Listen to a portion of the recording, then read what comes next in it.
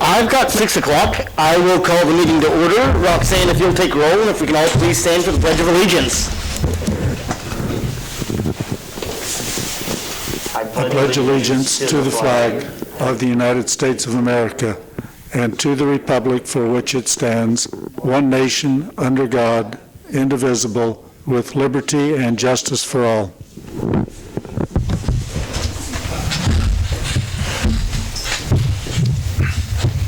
Has council had time to review the agenda? I'll make a motion that we approve the agenda as set forth in the packet. I'll second. There's a motion and a second. All those in favor, please show a voting sign. Opposed, motion passes. Public comments. I don't think we're going to have any, so I will skip over it. Consent agenda. Does council have questions about the consent agenda? I'll make a motion to approve the consent agenda. I second. Motion is moved and seconded. All those in favor, please show a voting sign. Opposed, motion passes. Item A, roundtable, US 54, if you all want to come up to the mic for us. And Corey, if you want to start us out. Mayor Wells and Council, enclosed in your packet is the executive summary that Burns and Mack put together on the preliminary engineering for 54 Highway. Tonight we have Jacob Dieter and Katie Hines with Burns and Mack to give you guys just a brief overview of the study that they performed. I do have a full copy and I can email you. It's pretty thick, but they'll hit the high spots and kind of where we're headed with the project. Jacob, take it away. Anything special I need to do here, or am I live? You're live. It's on. Okay. Yeah. Well, yeah, very good. Thanks for having us out tonight. Like Corey mentioned, my name is Jacob Dieter, and with me tonight is Katie Hines out of our public involvement group. I'm the project manager / roadway design lead on this project for the city. And so like Corey mentioned, we do have some handouts. I recognize a few familiar faces from the public meeting we had in late August, but if anyone's interested, we can pass around the 2 display boards that we had there. Does anyone have interest in seeing those tonight? Okay, we have them on the side if you want to see them after the meeting. But yeah, I just wanted to talk about the origination of this project and the limits. So basically we're from State Street on the west side of town all the way over to Pete's gas station on the east side of town. That's the limits of the study portion, so about 1.5 miles. And the real purpose was to evaluate the existing pavement section. So I know Corey and the maintenance staff has seen increasing deterioration of the pavement over the last number of years, and we're thinking that it's nearing the end of its useful life, and so that was part of our objective, is to dive into that a little bit further. And so Burns & McDonnell hired Terracon as a sub-consultant. They specialize in geotechnical and pavement and soil investigations, and so they did some pavement cores, analysis using ground penetrating radar, and also visual inspection. With the visual, they're mainly looking for same things you and I would look at if we walk the corridor, cracks or increasing size in cracks, standing water, which can leach into the subgrade and cause freeze-thaw issues, and any potholing or spalling. And as the city has seen, they saw the same things out there. And again, kind of timeline-wise with this, it's been about a year since they did that study, and then roughly we would be, about 3 years out if the city elects to move forward with a construction project. That's kind of rough timeline anyway.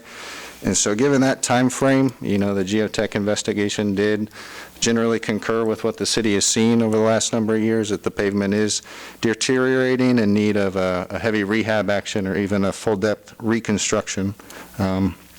And so with that, that's the main goal or purpose of the study and the project. But with that, the pavement replacement provides an opportunity for the city to do some additional upgrades as well to the corridor. So some of the goals that we worked out with Corey and the city staff early on were evaluate improving the operational safety of not only the vehicles, but also for bikes and peds, and also minimizing right-of-way impacts. Most are concerned with how's this going to impact me, not only my property, but also during construction. That was the last item, to try to balance those impacts during construction of impacts to businesses, but also to the traveling public as a whole. One of the main things we look at is crash history, crash data. We look for the past 5 years, and honestly didn't see anything alarming with that. You know, an urban corridor with on-street parking and you know, a number of side streets and signalized intersections, everything was within what you would expect to see, you know, some rear-end crashes, side swipes, right angle, but nothing really there to cause alarm or potentially remediate. One thing, as we looked at the corridor as it stands today, as you all know, it starts at basically a 3-lane from State Street and continues that through Buckeye before it opens back up to a 4-lane and heads east as a 4-lane. And obviously, cost is important to you all and to everyone in the project, and so you know, we worked out and talked with Corey and the staff to evaluate a 3-lane option for the whole entire corridor rather than just what it is right now, kind of downtown. And we believe that would provide not only cost benefits, but also benefits for a narrower right-of-way footprint. You know, with the reduction in pavement, we have opportunity to potentially limit the impacts to right-of-way and properties, and also it would provide easier access for peds to get across, not as wide of a footprint for crossing maneuvers and that sort of thing. Level of service standpoint, that's what the fancy engineers call it for operational analysis. Basically, how much delay and how much queue or number of vehicles are you going to see when you come up to a stoplight? And looking at all the hard numbers on that, you know, there's really not a significant difference between the 3-lane option. Even we look typically 20 years out for a construction project. That's kind of the design life. So looking at 2040 traffic volumes, a 3-lane and 4-lane.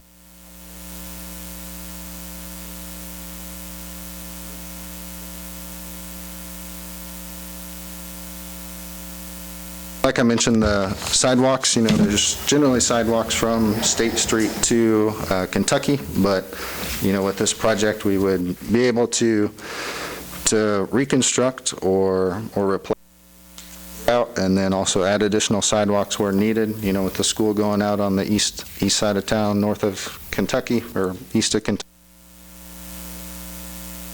Pedestrian traffic there.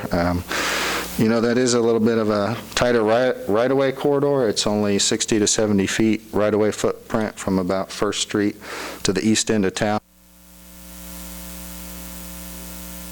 No potential, because that existing sidewalk is very near the right-of-way line, that, you know, at least construction easements will be needed. Those are typically a little bit easier to acquire than permanent right-of-way. And even once we do finalize the typical section in final design, you know, there's opportunity to narrow or widen that for additional buffer space, wider sidewalks, et cetera. But just keep in mind all that would have, you know, impacts on right-of-way as well. The other kind of main area was looking at the construction phasing, like I talked about, and I think Katie will share from the public meeting, right? We got over that businesses want to make sure that they're still accessible during construction, and we agree with that. So we looked at a couple high-level options to try to balance, you know, providing good access, but also, you know, parking, as well as, you know, the best and most cost-effective is for the contractor to do as much as they can in the fewest number of phases so they can get in and out. And so, again, taking all those factors into play, a couple of different options. One would be kind of a 2-phase approach, which would allow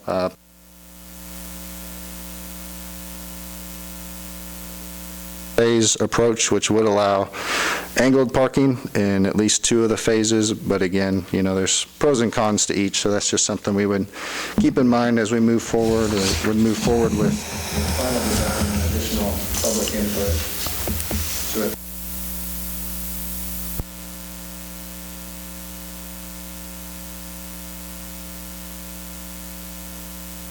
I'm Katie Hines, and I work with our public involvement team at Burns & Mack.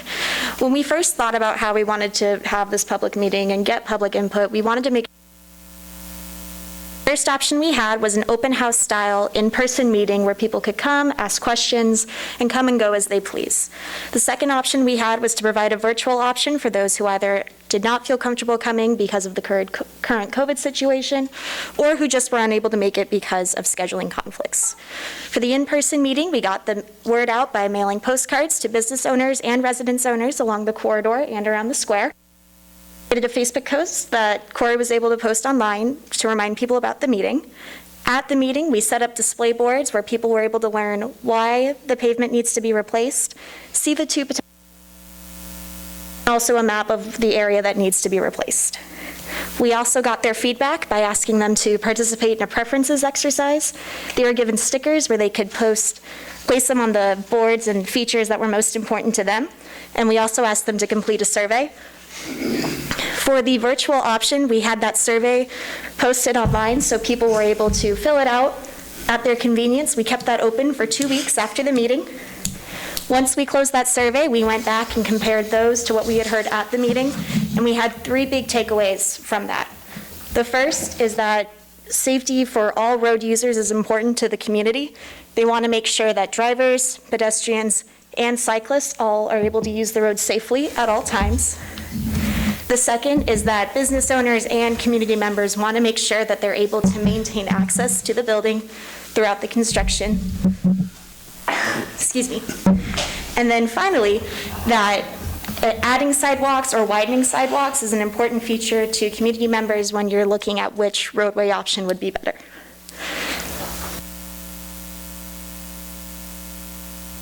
So yeah, with that, I guess, moving forward, like Corey mentioned, or there's a question before the meeting, we're probably about, with the study phase, 10 to 15% in terms of the design completion with the plans. We have generated what we would consider a planning cost level estimate that was provided in the report as well.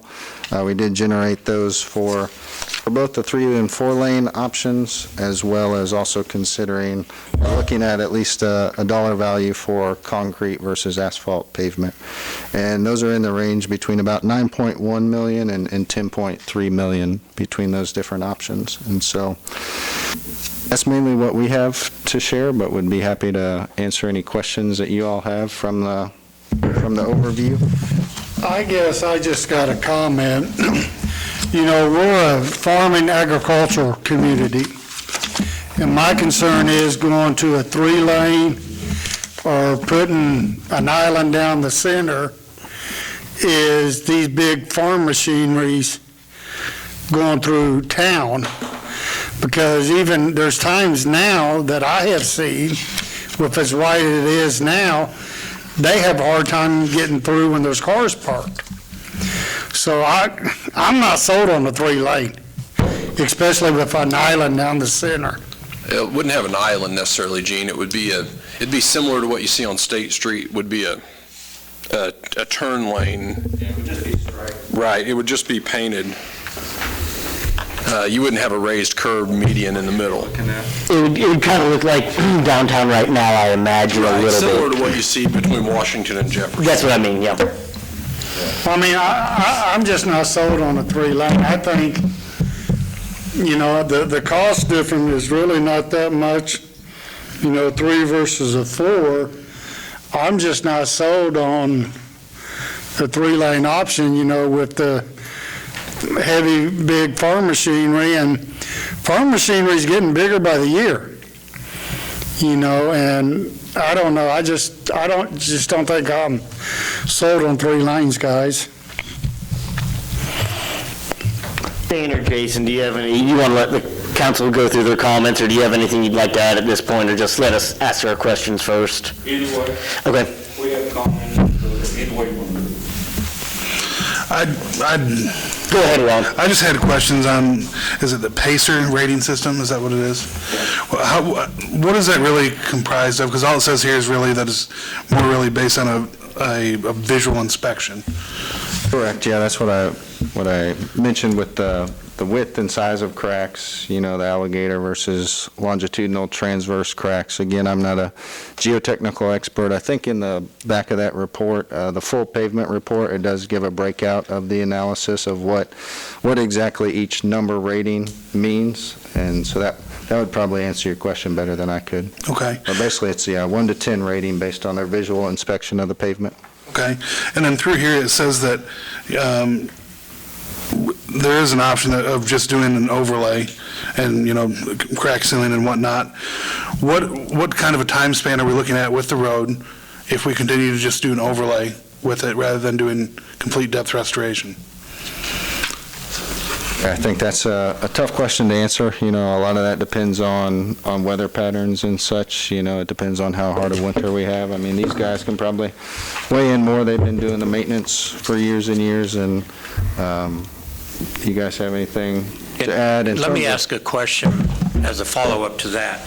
You mentioned in here that underlying existing pavement of subgrade was not done, that a deflectometer might benefit that. Would we better know his answer to his question if we did that additional test? Correct. Typically then at the beginning of, this was a study phase, at the beginning of what we would consider preliminary design, there would be a little bit more thorough geotech investigation done at that time, which would be what you're talking about, which would look at the subgrade in a little bit more detail than what we did at this point. What kind of approximate cost would that additional testing bring in?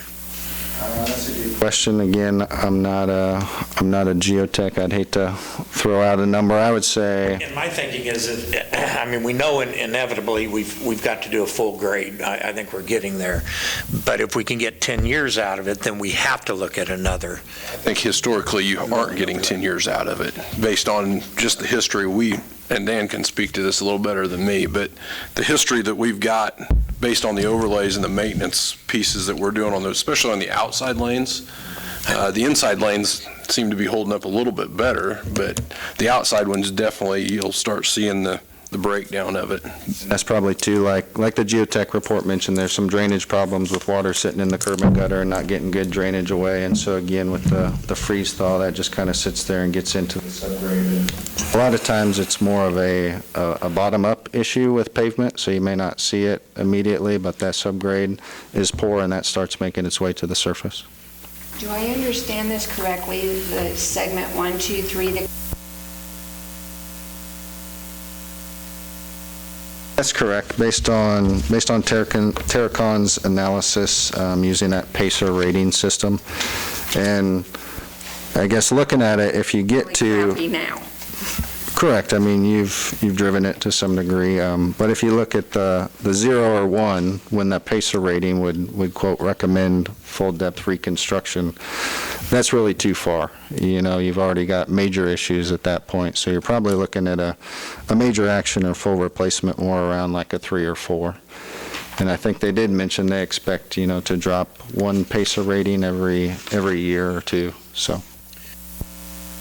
Kind of along with Gene's concerns, we are seeing more traffic that's heavy with the wind turbines, and I've seen some heavy bulldozer and the rock quarry type dump trucks, the gigantic ones coming through, and those things are heavy, so. They're wide.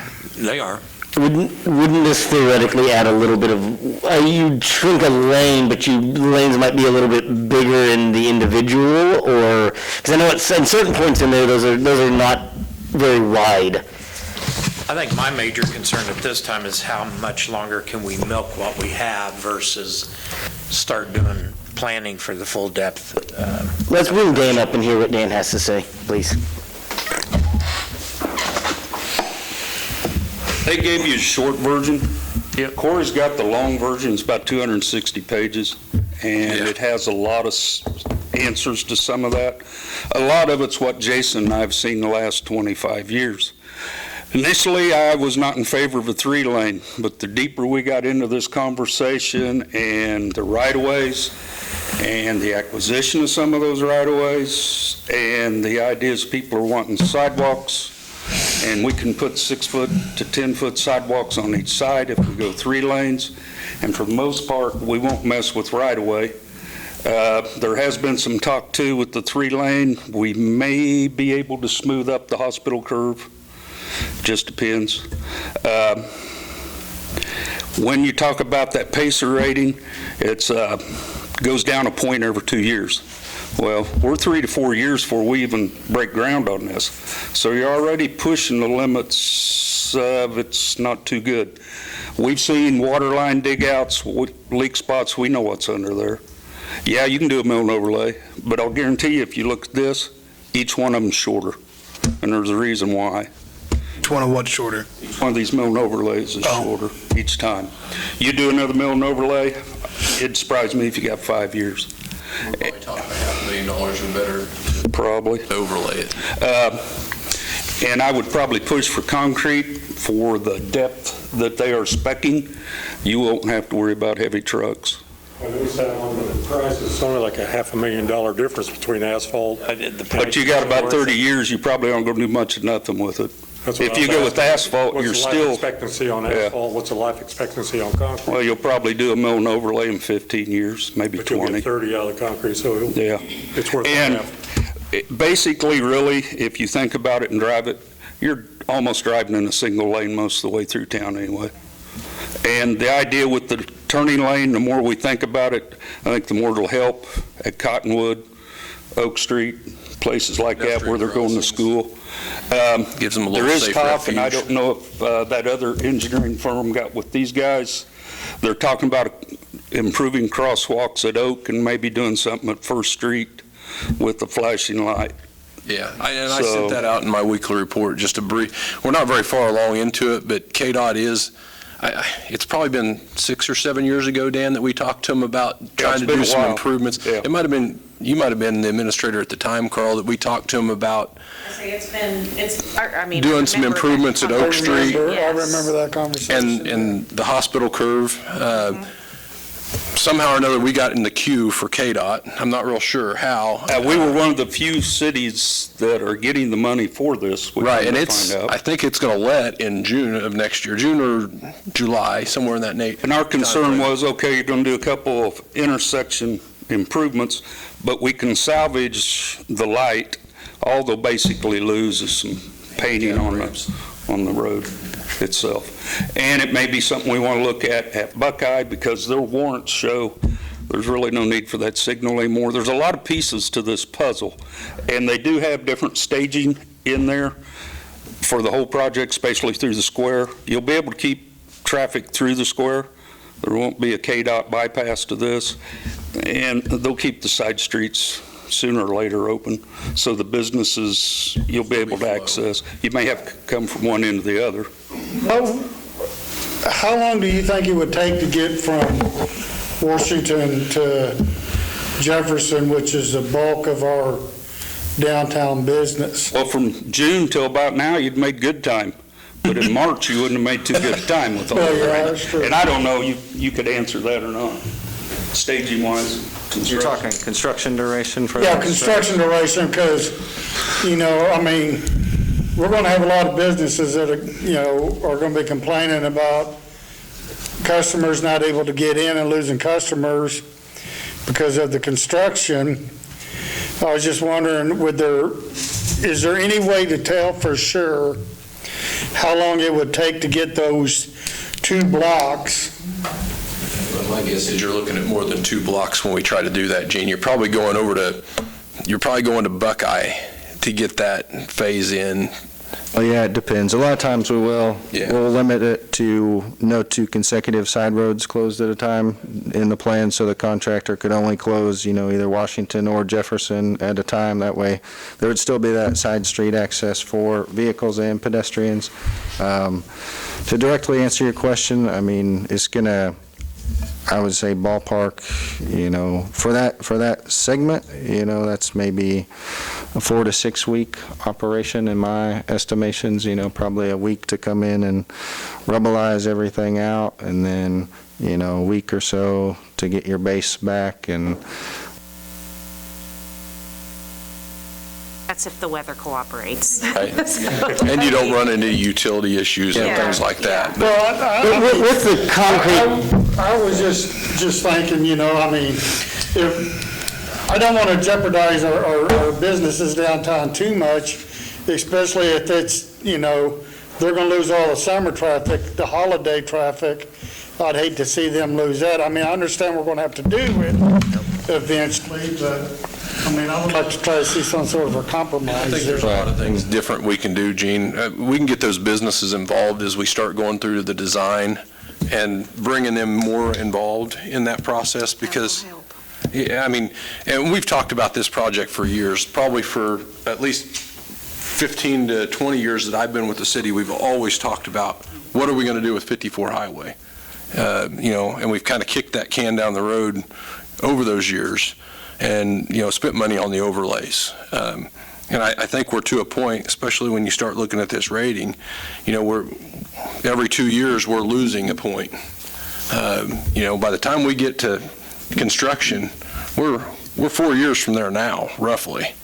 So, we're going to be there with the pavement for that replacement. Is there anything we can do to add? I know we have some drainage issues on State, particularly South State, as we're doing this development engineering to try to fix some of those drainage issues. I know that just doing 54 isn't going to fix the problem altogether, but at least maybe move some of that water quicker off of 54, off of State Street. Particularly, I know when it gets bad, that intersection floods. Most of that water on State Street doesn't come down to Madison, right, Okay. Dan? Most of that's... It goes from, about Walnut, goes to State Street. Gutter run. So it's going to... gets into Small Creek and in Okay. those areas. There's not a lot of storm sewer on this project. They've got There's, about 7,000 foot. right, two or three. Yeah, there's a couple of places we know.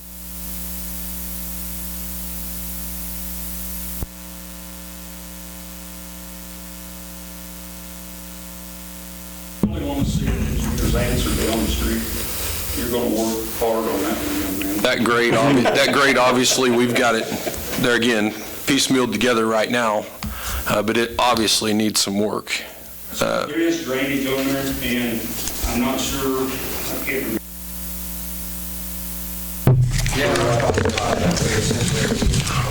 Full replacement of the entire system along 54. 3-lane, it's going to pull the curbing in, so it's going to change the drainage. Correct. Somewhat, and inlets, and so a lot of those do need work on anyway. Okay. I've got a couple of questions. You mentioned that the right-of-way, or acquisition of a right-of-way was going to be a problem from First East. So what do we have downtown and what do we have on the east side? Downtown, it's about 100 foot, or I guess it is 100 foot from the GIS information that we have. Yeah. So where would the problem areas you think, or you anticipate of acquiring more right-of-way on the east side? Well, it starts to narrow up there, I believe. Elm Street. Yeah, Elm and east of First, right there. And is that primarily a residential, or are we talking commercial acquisition? It's mostly all through there's residential. residential, but then, further east of Kentucky, most of that's commercial. It's really tight. Yeah. It's about 60 feet. It seems kind of east of there. strange because you think it's pretty wide open out there once you get to Kentucky, but the right-of-way is literally behind the curb in most cases out there. And that's why the 3-lane is beneficial, because you might get temporary easements versus acquiring permanent right-of-way on some of that. Even with the grade school going in, these turning lanes could help Kentucky and Kansas too. There's going to be traffic turning like that. I also know, is it east on the north side, that sidewalk going basically from not quite Kentucky to, about Buckeye is pretty shady, and so it's pretty suspect on that north side with some elevation changes in and out of the street. Buckle sidewalks, and I don't know how I don't know how you'd replace that sidewalk in a safe manner. Okay, you said that as part of the study you've done so far, you've done traffic engineering portion? Correct, yeah. What are, just for comparison, what are the traffic counts on 169 versus 54? That's a good question. I know on 54, it's about 8,500 cars per day. I don't have the number offhand on 169. It's a lot higher than what Madison is. It's 12 to 15. But you don't have it on 169. Right. Okay, on the hospital curve, we have the problem of the grade on the curve on the north side. So what are you proposing there with where we, at Quick Trip, or Casey's, I mean? Yeah, just east of there. Where we have two entrances, and the slope is opposite what you need for a curve, the curve. Correct, yeah. Even though it is opposite, I guess it's fairly common in urban sections not to super elevate the roadway, just because, again, that changes the drainage and whatnot. But could you change it maybe a foot? Potentially. We did look at if I we mean, can. if you looked at that, or is that part of what you've done so far? We could put in the super elevation. Again, that would change the grades all the way through there and potentially cause disruptions more to the Casey's property and through that section. We did look at and showed a graphic in there about closing the tie-ins to First Street, and think that would be a good safety improvement for the city, but. In those First Street alignment to more of a perpendicular rather than. Correct. Right. That's so dangerous. So what do you mean by closing? Let it finish up, then I want to touch on that closing. So your present estimate of probable cost does not include any geometric improvements to that curve there at GNW?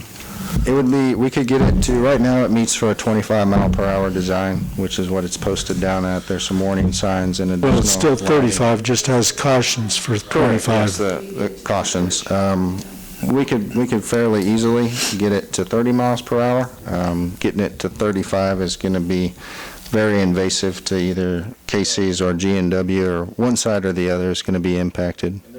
History on that speed limit too, Carl. At one point back in the late 90s, we actually changed the speed limit and reduced it to 25. KDOT came in and said, you can't lower the speed limit. The only thing you can do is put warning signs up, and that's how the yellow curve ahead warning. All they were doing in the downtown area changed to 25 anyway. Right. And that's something that we might be able to, hopefully in the design, be able to prove to KDOT that it does need to be lowered versus leaving it at that higher speed too. So your estimate and what your preliminary engineering indicates, does it include sidewalks for the whole length on both sides? It does, yes. How about what type of streetlight improvements? I don't know the specifics. We had, I think, $200,000 in there for the lighting system, which everything we do today is LED. So for the lighting system, not necessarily poles? Yeah, that would be poles, conduit, et cetera. That's the full lighting system. And is there any proposed changes to the semaphores at the current lighted or controlled intersections? Say it again, sorry, I missed that part. Any changes to the semaphores at the currently controlled intersections? I mean, we have how many street lights? Oh, the signals? Signal lights. Okay. 4 affected, Kentucky, Correct. Buckeye, and the 2 on the square. Right, yeah, the estimate includes a full replacement of all those. That comes out to be about $200,000 per each. Per each? Some of them would have to be upgraded in certain ways to meet ADA criteria with the push buttons and some of that automated systems for the ADA. So you are including 4 intersections? Correct. Upgrades there. Like we mentioned, Buckeye, the warrant doesn't meet, I think even at Kentucky, it doesn't meet the warrant, but that's just, again, kind of running through the MUTCD checklist of the warrants, and, a lot of times it comes down to engineering judgment in terms of if you keep it or not, or, political or city opinion to some degree. Okay. If I remember right, at the community meeting, you mentioned that there were going to be drainage improvements at the same time. Yeah, typically, like I mentioned, the estimate does include, this is early on, so we didn't have any survey, and so we didn't do any necessarily hard calcs on drainage, but we did assume, which would be typical of a reconstruction project, that the entire system would be replaced. That would be new inlets, new crossroad pipes, new laterals. Do we have any relocation of water or sewer lines as part of this? is in the roadway now. There's no sewer crossings that I'm aware of, Dan, right? It's all gravity. No sewer. It's going to be basically water, and all that was done in the 90s. It's all plastic. There may be some lowering of stuff, depending on where those storm boxes would be redone. Yeah, so are there, since you've probably looked at this, Dan, are there proposed improvements of the problem areas that you've had in the past? I talked to Mitch about his utilities. No problem with gas, no problem with sewer. At East Street through town is where the main feed goes to Gas City. Right. Well, when you get to First Street, then it comes into the south side of that highway. It's just north of the storm drainage that runs. That would be the inside lane, I believe. And he's talking about maybe wanting to replace that because it's old and they've had problems, and it's, what, 8-inch? Or is it 12 out there? I think it's bigger than 8. I'd have to look, Dan. But it's in a spot that it would be nice to get it replaced if you're going to put a new road on top. Yes, that would be I mean, desirable. that would be from basically First Street out. First Street clear to city limits. Now, through the square, if you remember, It's all fairly new. we've replaced that. Actually, they did that a little bit before I come here. I was in on the finish end of it. Yeah, it's all plastic. Like I said, the biggest thing there would be if we have some crossings for storm sewer that we might not be deep enough and we might have to drop down. We run into that on Yeah. all these projects. Basically, through the square, you're not going to see much change. It's 3-lane now, and I believe you recommended the angle parking stay about the same. We probably will lose maybe a stall closer to the intersections to be correct with sight distance and some of the ADA stuff. And you may see some, Dan doesn't like this, but curb bulb outs. No, we aren't going to allow ball outs. Jason and I. To shorten those pedestrian runs across that big wide Snowplows don't like street. ball outs. So that is one of the options, but it's not necessarily something you're envisioning. What's that, as far as bulb Bulb outs outs. go? Actually, these guys will tell you yes, because it makes a shorter walking distance for the Well, it does, pedestrians. but it makes kind of a, Yeah. If you go to Ottawa, you'll notice all of them look like layback curbs because they've been hit with snowplows. They're not stand-up curb anymore. So, just saying. I will note on the bulb out, there's a lot of people that take that parking to make right turns on. And if you're walking or crossing that street, they are not paying attention to you, and they go right through the parking if that's open, and they will run you over no matter what, every time. All right, touch on the closing around on First Street. Are you talking about right there at Casey's, first over, or right there at the curve over to East Street, shutting that little way there down, and then over there by J&W? Correct, yeah, the east-west connections into First Street. In your drawings, Jacob, you didn't have to bring that. I don't have that one specifically. I can share that with you, Gene. I've got a pretty good shot of it that Jacob shared with me. So basically, it's not the First Street alignment that you would see close. It would be the East Street on the south side and, or on the north side, and then Madison on the south side that would potentially be realigned, I should say. I wouldn't call it a closure. It would be one intersection in those triangles to try and clean that traffic up. Rather than 2 access points. Oh, yeah.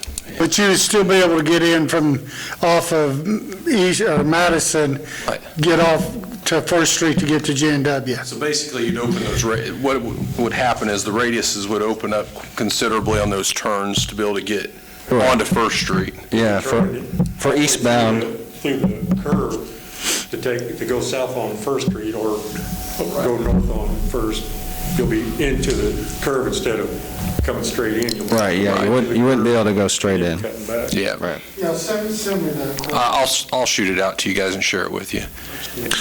Corey, have we ever done a study on 54 before? Ever done a study like this? Like this? No.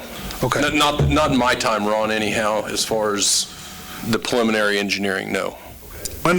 When did 54, first originally get laid with the road that we're talking? It depends, looking at some of the old plans, I don't remember dates, but was in the- 30s was some of it.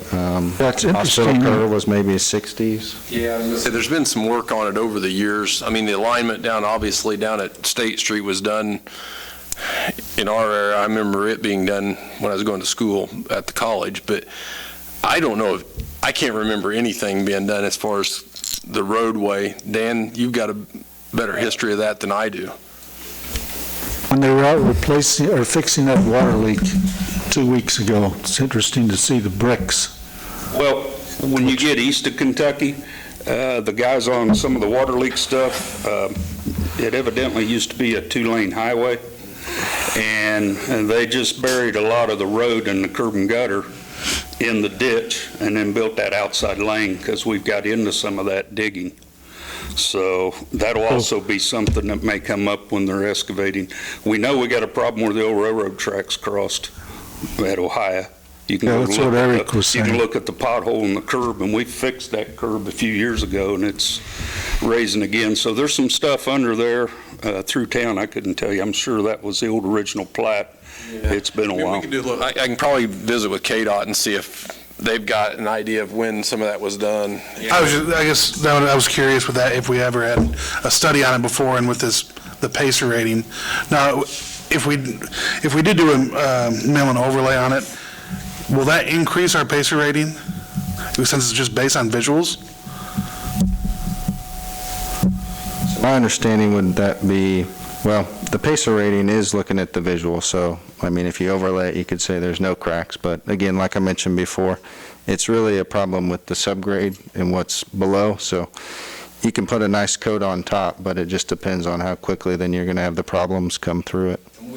But we haven't have done, some geotech that we did back in, I think Allied did, Dan, in 93, 94, of a section from East Elm Street, maybe over to, Yeah, they went all the way through. I mean, the east part wasn't done wrong, but from Elm Street back to McDonald's was done, did some borings, and I can't remember, I want to say it was 93, it predates me, but I've got actually, We've actually had some more drilling done since then, was that in 98 or something? yeah, I don't remember.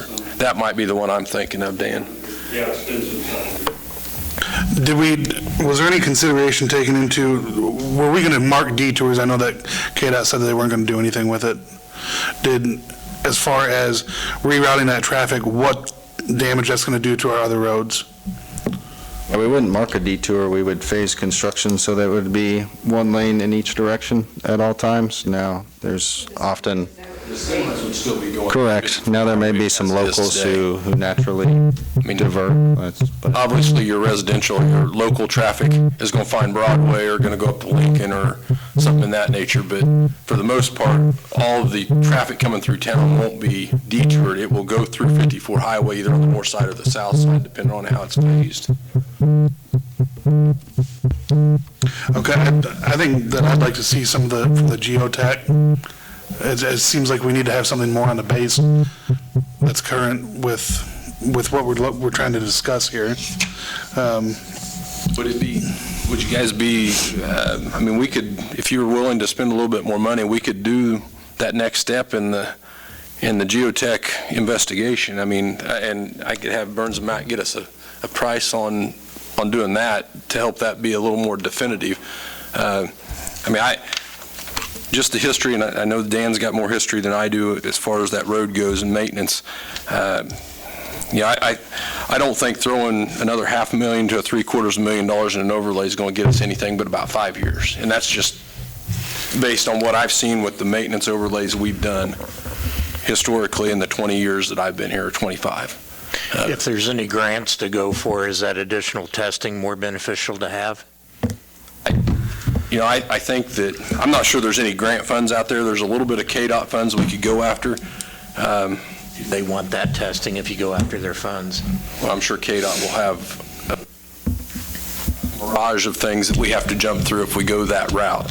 I guess my thought is we go out and I guess my next step would be, if we're moving forward with this, is to try and get somebody like Gilmore and Bell in here to to talk about general obligation bonds on the project, because I think that's obviously our next step. Roughly, we've got, over the last few years, we've got around 800,000 set back for this project. And we've got another 350,000 slated to come out of sales tax money in 2021 to push towards this project. I guess. Will some of that funding come from like stormwater runoff, the $2 meter fee? I mean, different Most of, funds? I would think that we would do geometric, or do general obligation bonds and pay for the bond payment annually out of the sales tax money. Because that originally, I mean, with the hospital falling off, we're going to gain, what, 650,000 annually in sales tax money.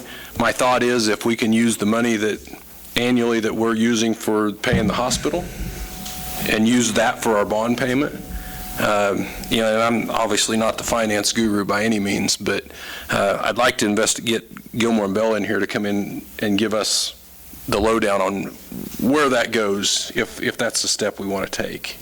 Because I think they can certainly direct us in the right path. The only nice part about investigating bonds at this point is that interest rates are very low, and that in the long term would save the city some money if we investigate it sooner rather than in 5 years. Well, how much do we know to ask them for, you know? But we've got the estimated cost sitting here, you know, whether it's $9 or $10 million based on asphalt versus concrete. I know we can almost say $10.5 million sitting there, and then we're going to have another, what, 10% in design? Correct, yeah. Based on this. A lot of municipalities will look at 10% for design, 10% for survey, and 10% for construction inspection. And so there may also be some right-of-way or easement acquisition costs as well to consider, plus utility relocates. So we're looking at 13 million? I think we're in the $12 to $13 million range. It's always more. Yeah. You know, and like I said, getting somebody like Gilmore and Bell in here to help us plan that path of funding this project is I think, our next step. These would probably be 30-year bonds then? 15, 25, 30? You'd have to ask them, basically. Right, yeah. Okay. Hey, I think we might wait till we have a new administrator till we battle this. Well, we're long, I mean, honestly, we're still quite a ways out on it anyhow. I guess this project's not going away. It's there, it has to be addressed, but I guess my thought would be is I'd like to at least go out and get Gilmore and Bell, or not, get Burns and Mack to give us an estimate on doing the next step of geotech to really iron down or solidify that, you know, full depth restoration versus overlay sections. You know, I mean, I think that's the smart thing to do, with considering we're talking $13 million. Right. And that would be in phases too, that you would look at different sections, whereas if one section doesn't need it or is fine, say east of Kentucky or not, you let us know that certain areas are not, or just advisable then to redo it all or not, parts of it. Correct, yeah. Okay. It would be broken out in that level of detail. What would you say would be the number of working days from start to finish estimate? I mean, I know weather plays a big factor. Yeah, I'm not sure on number of working days. I would say this is probably a 2 construction season job. Usually we try to let them around December timeframe. That gives the contractor time to get on board, get notice to proceed to start, you know, roughly March timeframe when the weather's good, and then gives them a full season the first year, and then, you know, you're looking at 2 seasons for something like this. Which side would you start on? I don't know that it matters too much, honestly, at this point. I mean, that would be something that would maybe get vetted through additional conversations with business owners and whatnot as we show time frame of when it would be, you know, if it's more beneficial to them if we start in March to close that side of the road or what have you. I think we're getting to I'll let us keep answering questions and asking questions, but I think we're getting to a point, if council's amenable, that Ron has suggested that we do further study on it with it's not core sampling there, it's... It would be core drillings. Okay. Yeah, there would be additional subgrade testing and testing of the pavement. I'd like to see another review. I don't recall doing one in this year, 2020, of our capital improvement program. So we have an idea of what projects our street money or our sales tax money that goes to capital improvements goes to, and haven't we used part of that for the mill and overlay? So The mill and overlay is a different fund. It's I know it's a different fund, but I just thought maybe we had, in the last year or two, used some of that money for mill and overlay. I mean, for chip seal. chip seal. We did not in the last couple years. It's probably been, Dan, 4 years. I think but that was mill and overlay money. But that was mill and overlay money that we utilized, not sales tax money, if I remember. Anyway, I'd like to have a review of our funding options and the capital improvement program, like the 5-year program.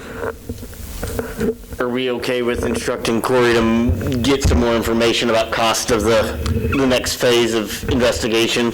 So I think that would help to decide how much we want to do if we get an estimate from Burns and Mac on the additional cost.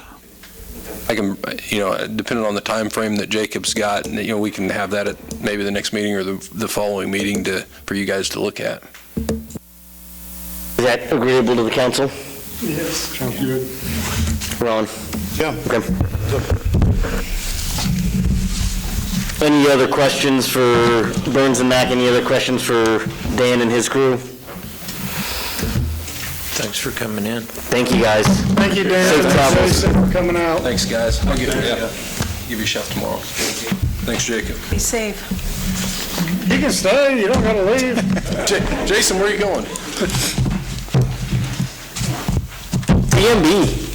Oh, do it real quick. Council, any other questions, comments, concerns that I give to Corey or anybody before they leave? Okay. CMB. Corey and I decided it would be good to start earlier so the applicants, could have a little extra time to get theirs in. I did receive all but 3 of them, and I will present those at the next meeting.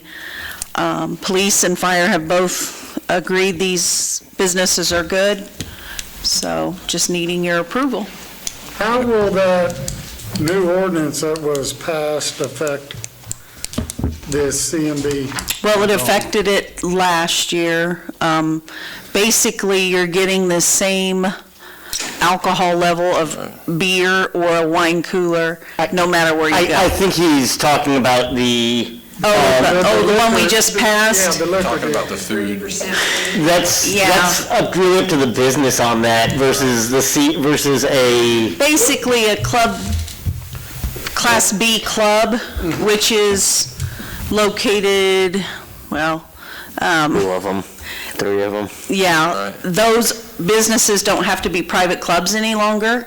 They can be open to the general public because they don't have to meet the food requirements. Well, what I was getting at, It will not affect these at all. For the CMB, it probably doesn't, because those are just basically beer sales and not liquor sales. For the ones that are doing liquor sales, that all goes to the state anyways. Yes. well, I mean, do we gotta approve that, since they're gonna be doing liquor, do we gotta approve them like we do this, or how is that gonna work? The liquor sales goes through the state of Kansas, so they have to get a state license. These individuals get their license from the city. Okay, Yeah. that's what I was trying to figure out. I would make a recommendation that we approve the listed CMB applications as specified for the 2021 calendar year. Second. Motion's been made and seconded. All those in favor? Opposed? And you'll bring us the others next time. We have them, if we don't If we have have them. time, we can bring them. the two for sure. Okay, if not, we can always do a provisional where we approve it pending the other. We would still be able to do it in that first December. meeting in December. Okay. So we, hopefully, that's why we kind of started a little earlier, just so we could, Counselor and administrator reports. Happy birthday, Kim. I know you always wanted a rousing discussion about highway construction for your birthday, so you are welcome. And at least there is some CMB that you know you can go have a celebration here next year. But on a serious note, please remember to wash your hands, stay safe. Take the precautions, especially after travel. If you feel sick, go get tested. Mark? I have nothing. Couple things. One, I'm still getting complaints about semis out on Kentucky, and reports include that they're driving like they're on 169, trucking along at a pretty good clip. So just continue with whatever we have to do to keep an eye on that. Another question I have, Corey, and I don't know if you can answer this, but you know, when you drive by the high school and look at the new building, and then you drive out where they've been cleaning for the elementary school, and you see the sheer size of the projects, I'm kind of concerned with how much clay they've put in out east and how much they've raised it 2-3 foot. I just want to make sure there's been the appropriate environmental studies, because when a particular business went in town, there was that whole runoff water deal. Are we okay on water runoff? We required them to do a stormwater runoff study. Their engineers provided that to us, and they've assured us that the water will either release at the same rate or we can handle it without doing improvements. I've got a study on both of them, Steve, because Dan and I were both concerned about not as much out on the elementary school site, the high school site being so small and not having any grass to really hold that water or slow it down. Taking all that away. But we've got the studies to show it, so hopefully that is not an issue after the fact. But okay. I just want to make sure on that. One other thing, just something I've been dwelling on ever since the announcement came out in the paper that our local hospital no longer delivers babies. From a community that wants to be forward-thinking, and with Peerless coming and the good news, it concerns me, having been in medical investigations for 30 years, that we're part of a community that has now altered our hospital to no longer include delivery of babies. And you've got politics part of it, and you've got St. Luke's part of it. But from a leadership position, in my book, there's always options, and I just kind of wonder and question if all those options were looked at to try to save the one or few that are in the area that's delivering babies. And part of my concern is, as a forward-thinking community, we've got Peerless advertising, we want CPAs, we want this, and we want that. We hear quite often people talk about you know, people research and they want to see schools. Well, we got new schools. Well, what about young couples that research and they go, oh my gosh, you know, they got everything we want. Oh, look, we can't have our baby there. We drew from a fairly wide area, and now we're having to go to Chanute. And our one doctor here immediately obtained privileges in Chanute, so whatever he obtained will now go out of town. But from a leadership standpoint, we were part of the process to get a new hospital. The county was. I understand it's a county hospital, but you know, a lot of these small communities come together with fundraisers and stuff to try to recruit physicians. And I know on one hand they talk about an OB-GYN wanting a specialist, but the Board of Healing Arts doesn't look at the practice of medicine by specialty. You're an MD, you're a DO, you can deliver babies. A midwife can deliver babies. But I just think as leaders, we need to get together with the county, Iola Industries, Thrive, to see if there's anything we can do as a community to try to get deliveries back at our hospital. I really think it's something we need to look at so that we've kind of got our all-inclusive community still. So, that's it. Nothing. Nothing tonight. Just a couple of things, guys. The Civil War statue, I really don't have any update. I've sent that Eric Pry an email a couple times now.